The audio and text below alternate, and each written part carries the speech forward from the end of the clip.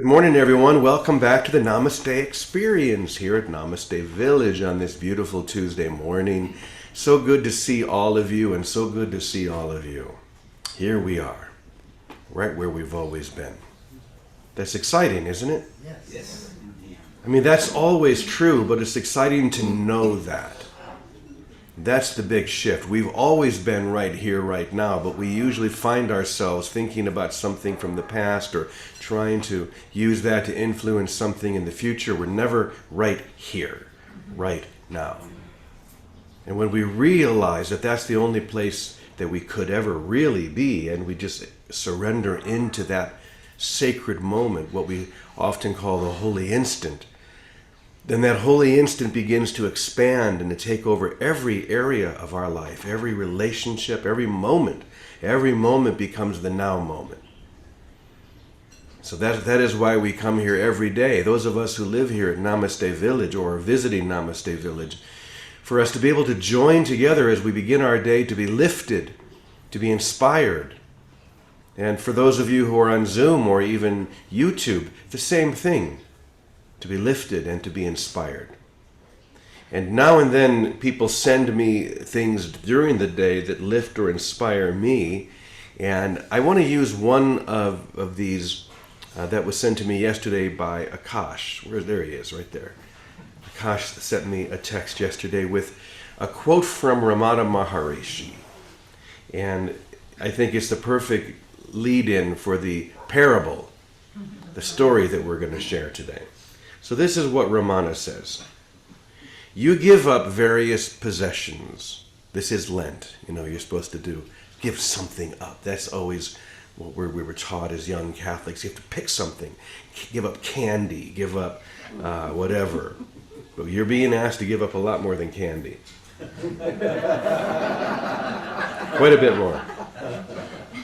You give up various possessions. If instead you give up I and mine, you would give up all your possessions in one stroke and lose the very seed of possession. Or we could say to lose the very seed of possessing. That's what the concept of I and mine is all about. I'm going to possess something. And if I possess it, that means you don't. And if I possess it, I then have to defend it. Make sure that you can't get it from me, because if you get it from me, then I'm lacking. When St. Francis was alive 800 years ago, he was very, very strong about the friars not possessing anything. Or, maybe the habit that they wore, they didn't even wear shoes. And they couldn't receive money. Of course, these rules got bent as time went on, as people softened and didn't want to live up to the rigorous focus that Francis had on the eternal. So what they would do, the rule was they couldn't receive money, so they would, if they were traveling, they would have another person, a lay person, come with them that was called the purser. And you can guess what that meant. They held the purse. So someone could give that man money, but that way the friar could say, yes, but I'm a poor friar and I don't take any money. You see how the ego gets wrapped in deceit and begins to compromise. Well, I can't take money because that's in my rule. Francis also was always against receiving churches or buildings or any property. He would say that if we received property, we would then have to defend that property. And he absolutely did not want to defend it. In fact, I was just talking to Brother Joe about this a day or so ago, how by the time Francis died, around a quarter of Europe had become lay Franciscans, or what we would call third order Franciscans. So they weren't nuns or brothers or priests. They were lay people who took vows that they could live up to within their own life. And one of the vows that they took, or one of the real commitments, was they would not ever bear arms. So do you realize that this is one of the main things that led to the collapse of the feudal system in Europe? The fact that there were so many lay Franciscans, a quarter of the whole population, said, we cannot take up arms. And that was how feudal lords maintained their power, was by raising armies among the peasants of their area to go to battle for them. And when a quarter of the population says, we can't do that anymore, and you can't do anything about it, the whole thing collapses. And what this is saying here from Ramana is that if you give up your concept of I and mine, possessing, then the whole system of the ego begins to collapse on its own. You don't need to do anything. It just happens. That's why he says, if you do this, if you give up the concept of I and mine, then in one stroke you lose all your possessions and even the very seed of possessing. Isn't that beautiful? One's this is important too. Disinterest in the non-self. This is what Ramana talks about a lot, the non-self. Disinterest in the non-self must be very strong to do this. You have to lose interest in yourself. Think you can do that? It's kind of fun, actually. It's very freeing when you just don't even care anymore about the constructed self, because then your focus goes on to your real self, your whole self. So disinterest in the non-self must be very strong to do this. One's eagerness must be equal to that of a person kept underwater while trying to rise to the surface to breathe. It's a story that I've always liked. Another little parable. It's the parable of the man who he was the disciple of a great guru, and they were talking together in a lake. The lake was, maybe up to their waist. And the disciple says, Master, I want more than anything to know what it feels like to be awake as you are awake. And the master says, is that really what you want? He says, oh yes, that's really, are you sure that's really what you want? Oh yes, that's really what I want. So while he's talking, while the disciple is talking, the master gets his leg underneath the disciple's leg and trips him and pushes him under the water. And he holds him there. And he holds him there till right before he's about to drown. And then he pulls him back up. And of course the disciple's gasping for air, very angry. He says, what are you doing? You almost killed me. I almost drowned. And the master said, when you want to know what it feels like to be fully awake, as much as you wanted a gasp of fresh air, that's when you will know. That's that overwhelming desire, or as Ramana says, a disinterest in your false self. Just to lose interest in it, because there's only one thing that you do want. There's only one thing that's ever going to give you what you truly want. Until then, we're just locked in this idea that it's out there somewhere. That's always the concept, the belief. It's out there somewhere. I don't know where it is yet, but it's out there somewhere. Maybe it's in a relationship. Maybe it's in having more money or more security. I don't know, but it's out there somewhere. Guess what? It's in here now. It will never be out there. So, children, are you ready for your story of the day? So here we go. This is called Two Trees in the Desert. A man who was well known throughout the entire region for his wealth came to the mother one day and said, I have been listening to your teachings for years, Holy Mother, and they have inspired me in so many ways. The most important is that I have decided to give half of my wealth away to support those in need. Is there anything else I must do? The mother looked at him with great compassion and said, I honor you for your willingness to share your wealth. But I have a question I must ask. What do you think would happen if you gave up the very idea of I, or the very concept of mine? The man was confused by this and looked to the mother to explain more deeply. Here is a parable that may help you understand, she said. There was once a mighty river that flowed through a great desert. On either bank of the river, 2 trees grew, tall and strong. One tree bore fruit that was sweet and plentiful, and it became known throughout the region. People traveled great distances to rest in its shade and eat of its harvest. This tree relished in his own abundance, always referring to the fruit it bore as my precious gifts to the world. The other tree was less conspicuous, but no less bountiful. Its fruits, too, were sweet, though it never laid claim to them. Instead, when travelers sat beneath its branches, it considered them the caretakers of its offering, not owners, not even itself as the producer of this bounty, but merely a vehicle through which nourishment was provided to those in need. Time passed, and the first tree, with each season of fruit, grew more possessive of what it considered to be its possessions. My fruits, my shade, my reputation, it would say. The second tree, however, simply continued to grow, producing fruit, offering shade, and asking for nothing in return, not even recognition for its contributions.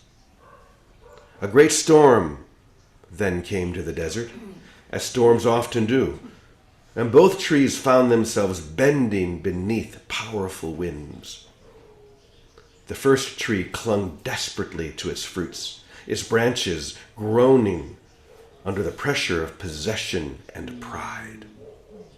It called out to the wind, "Do not take my treasures from me." But the fierceness of the storm paid no heed to such claims, and with a mighty gust it stripped the tree of its fruit, its leaves, and even some of its branches. The second tree, however, faced the storm with a quiet surrender. As the winds howled, it whispered, "All that I have is already given." To this tree, the storm was no thief, and there was no loss to fear.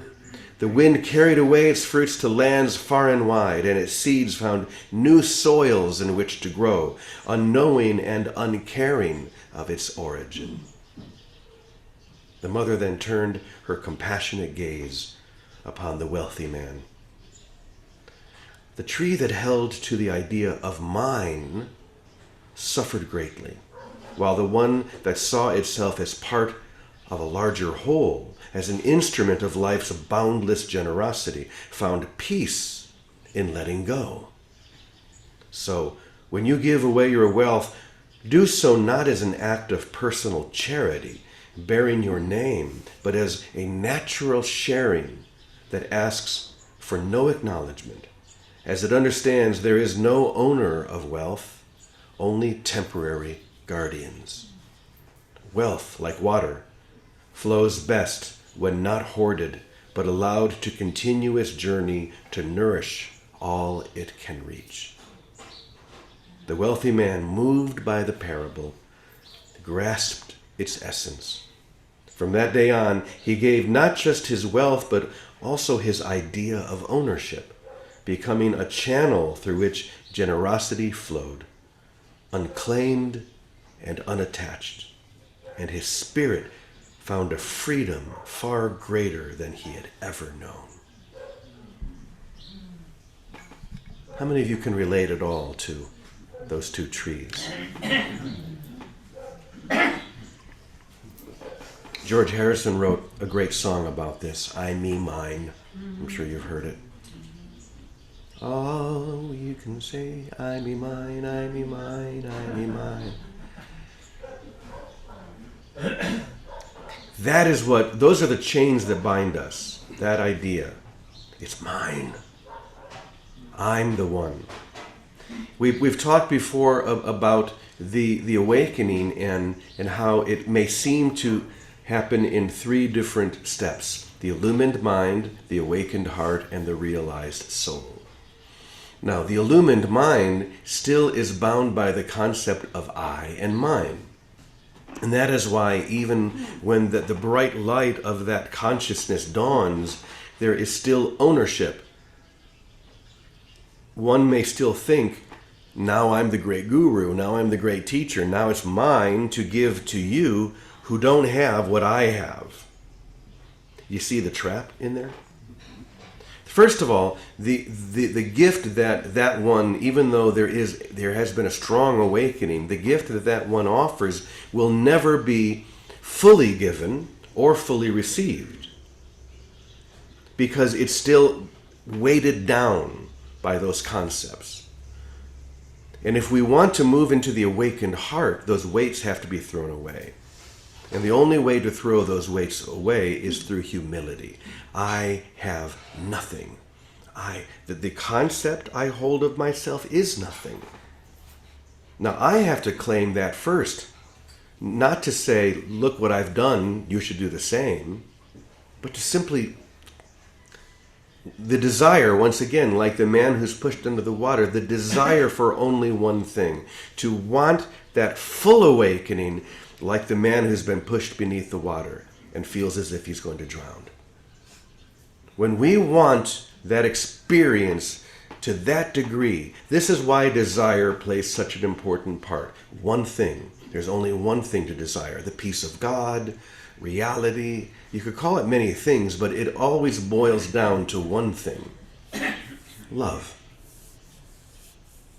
When to realize the whole extension of the love and the loveliness of God becomes my only goal, my only desire, then it will be the only thing I experience. That's why I love these little parables, because it's like they go around through the back door. I can talk about these things as I am right now. But concepts are concepts. But when we hear a story, it's like a song. When I'm talking to you like this, it has to go through the front door of your consciousness. You have to think about it. And you decide if you want to agree with me or not agree with me. But when you hear a story or you hear a song, it slides around through the back door. And it skips all those intellectual filters of you trying to figure it out. Trying to see if you agree or don't agree.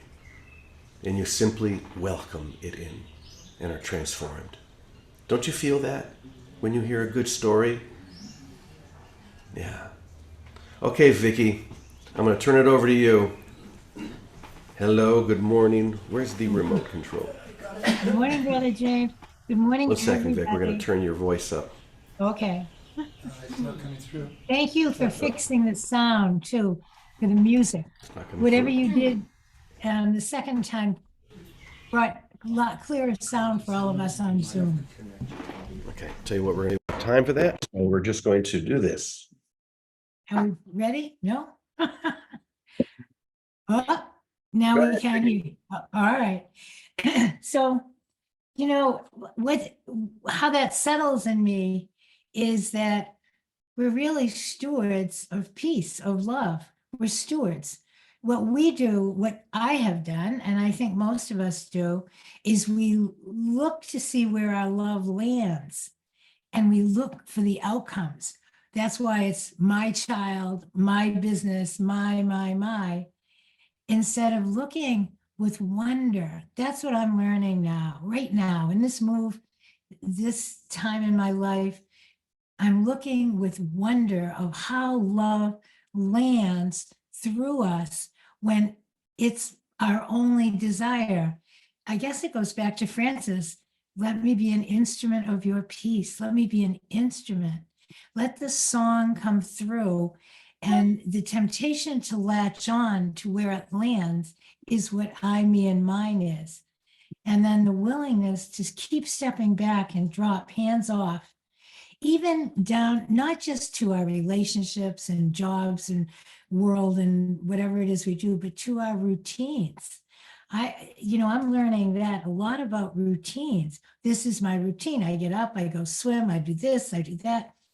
And Turn it off. when I open to love as brand new, I don't have any more routines. Every morning is a surprise.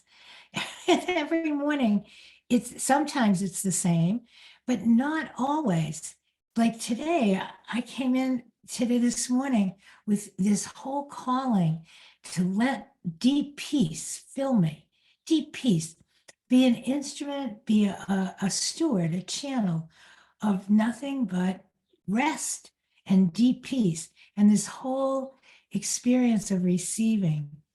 And so when my focus is on being open and receiving, instead of where love lands, I look with delight where it lands, but I don't want to look with ownership.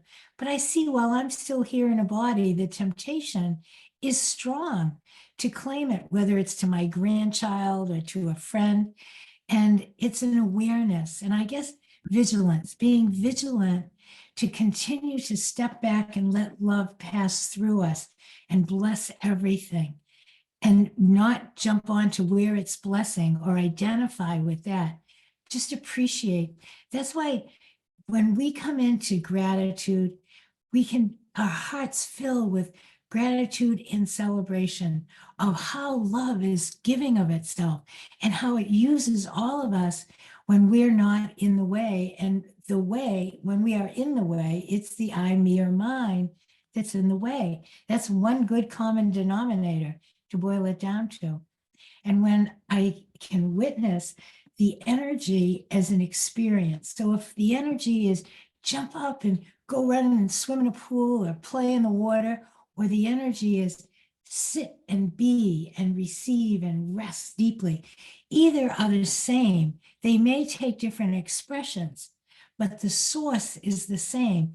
When we're letting love come through us, not an old idea of love, not yesterday's idea of love. And maybe many of us are in this experience of our routines being busted up, being changed, being, kind of thrown up in the air, and I don't know where they land. And it's one way for me to recognize where, when I think of a pattern, like I came home from being away all weekend. I never leave the car loaded. I bring everything in, unpack, do the laundry, take care of whatever it is immediately. I have all my life. I wasn't guided to do that. I was guided, come in and relax. Really? He said, okay, come in and play with Munchkin, my cat. I said, okay. And I did. And I thought, oh, I got to get the laundry in. I've got to empty the car. No, and it was that alertness. And maybe that's what we're here to learn today. The alertness to love that's right now. The voice of love is in everything. We're never away from it, whether we're in a prison camp or in a palace. The presence of love is the reality that never changes. It's forever real. Our focus on what isn't real, I, me, or mine, is what blinds us. So when we take away the focus and wherever we are, be neutral. Okay, how does love want to shine and bless through me right now? I don't know, but I'm going to be alert to it. I'm going to pay attention.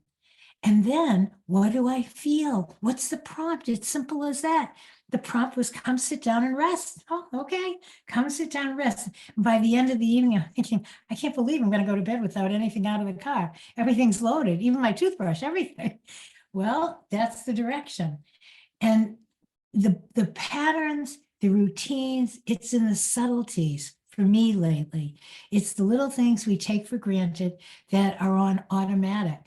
When I look and say, okay, let me pay attention to what's happening. How is love calling me? How is it knocking on my door? How is it? Where is it? And let me listen. Let me pay attention. So just like paying attention, there are angels singing and there's all elementals and fairies and oh my, everything. Paying attention to how love is showering us and how can I stay open to it? So I'm out of my routines. I didn't go swimming this morning. I still haven't unpacked the car. And here I am. So the I, me, and minds can sometimes boil down to the subtle things. this is how I do something. I don't know how I do anything anymore.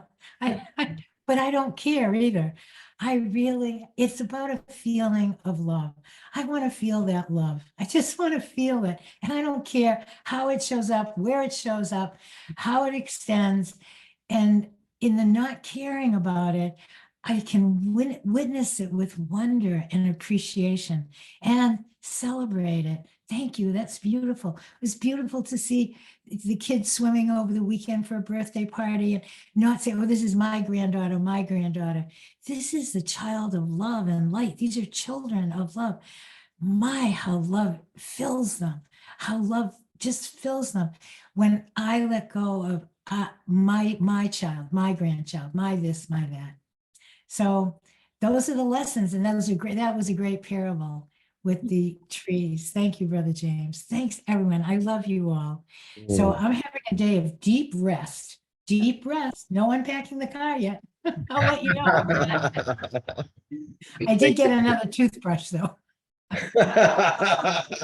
Yeah, we have to at least have our toothbrush, don't we? What I'm getting from what you're sharing, Vicky, is just to pay attention. Pay attention. Let the tension go. There is no tension. But if we pay attention to that which is already present, it doesn't matter where we leave our toothbrush. It doesn't matter if we unpack the car, just pay attention to the guidance of the moment. And the guidance of the moment will always be to rest in love. And I love the fact that you just decided to do that, Vicky. There was no need to unpack the car last night, except for old programming. I have to do it now based upon some child idea that we don't want to leave things that need to be done now to tomorrow. Just rest in God. Pay attention to that still quiet voice. Share your joy. And so it is. Let's together we say, Amen, Amen, Amen. And so it is. We love you guys. Have a beautiful day. We'll see you. Love you. Thank you. Keep them laughing. Namaste. Namaste. Have a good day. Turn off the recording. Vicky, how's Baraka?